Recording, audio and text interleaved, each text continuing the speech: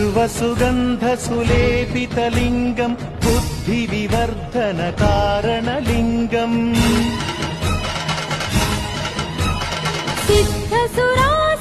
सिद्धसुरासुरवन्दितलिङ्गम् तत्प्रणमामि सदा शिवलिङ्गम्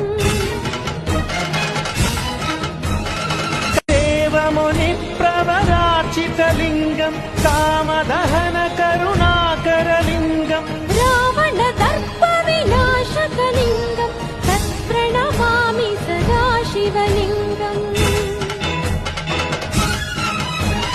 सर्वसुगन्धसुलेपितलिङ्गम्